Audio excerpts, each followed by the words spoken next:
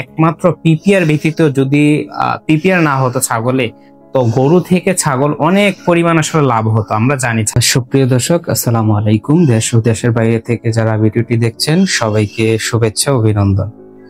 তো আজকে আমি কথা বলবো মূলত ছাগলের কয়টি ভ্যাকসিন দেওয়া লাগে এবং কোন বয়সে দেওয়া লাগে এবং কতটুকু পরিমাণে দেওয়া লাগে। তো এই বিষয় নিয়ে বিস্তারিত কথা বলে থাকবো। একমাত্র পিপিআর ব্যতীত যদি পিপিআর না হতো ছাগলে, তো গরু থেকে ছাগল অনেক পরিমাণ আসলে লাভ হতো, আমরা জানি।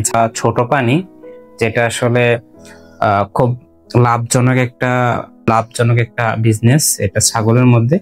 তো যদি আসলে এটার আবার কিছু রোগ আছে, যেমন মহামারী রোগ আছে, এগুলা যদি হয়ে যায় আর টিকা না দেওয়া থাকে, তো এক্ষেত্রে কিন্তু আসলে খুব বিপর্যয়ের মধ্যে পড়তে হয় খামারি কিংবা যারা কৃষক তাদেরকে।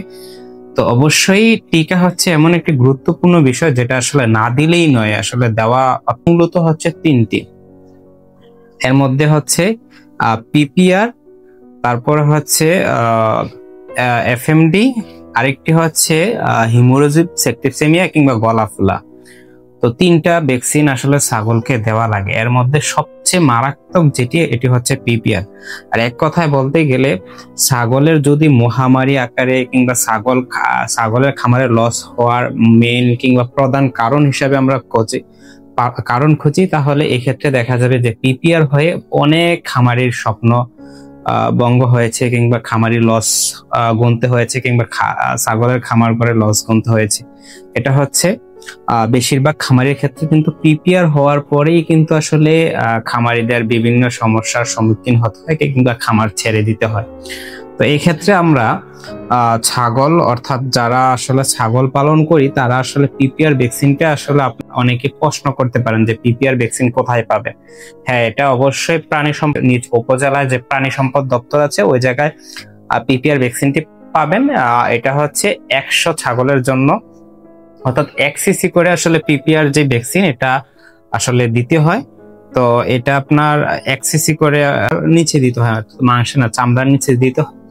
তো এটা যদি দিয়ে রাখেন তাহলে কিন্তু আসলে পিপিআর হওয়ার সম্ভাবনা থাকবে না কিংবা পিপিআর হবে না। আর যদি ছাগলে একমাত্র পিপিআর ব্যতীত যদি পিপিআর না হতো ছাগলে, তো গরু থেকে ছাগল অনেক পরিমাণ আসলে লাভ হতো, আমরা জানি। ছাগল কম খায় কিন্তু লাভের বেলা গরু থেকে অনেক তুলনামূলকভাবে বেশি। কিন্তু একমাত্র আমাদের দেশে ছাগল পালন করে লস গুনতে হচ্ছে কিংবা খামারিদের আসলে খামার ছেড়ে দিতে হচ্ছে একমাত্র পিপিআর এর কারণে, অন্য কোনো কারণ নেই।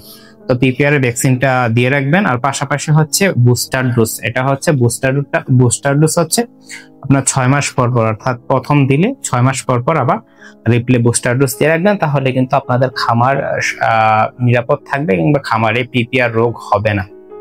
2 নম্বর যেটা, সেটা হচ্ছে খুরা রোগ। তো খুরা রোগ গরু কিংবা ছাগল উভয়ই হয়ে থাকে, সেম ভ্যাকসিন কিন্তু ডোজটা হচ্ছে আলাদা আলাদা। তো ছাগলের ক্ষেত্রে 2 সিসি আর গরুর ক্ষেত্রে হচ্ছে 6 সিসি। এটা আলাদা আলাদা ভাবে আসলে, কিন্তু যেই ভ্যাকসিনটা কিন্তু একই ভ্যাকসিন। এটা আসলে খুরা রোগের ভ্যাকসিনটা অবশ্যই আপনারা টাইম মতো দিয়ে দিবেন। যদি না দেন এক্ষেত্রে হচ্ছে ছাগল অনেক ক্ষেত্রে কিন্তু ছাগলের খুরা রোগে যদিও মৃত্যুর সম্ভাবনা বেশি না, কিংবা বেশিরভাগ ক্ষেত্রে দেখা যায় প্রেগনেন্ট ছাগল বাচ্চা নষ্ট হয়ে কিংবা অবসান হয়ে যেতে পারে। তো অবশ্যই আপনারা ছাগলকে খুরা রোগের ভ্যাকসিনটা দিয়ে নেবেন।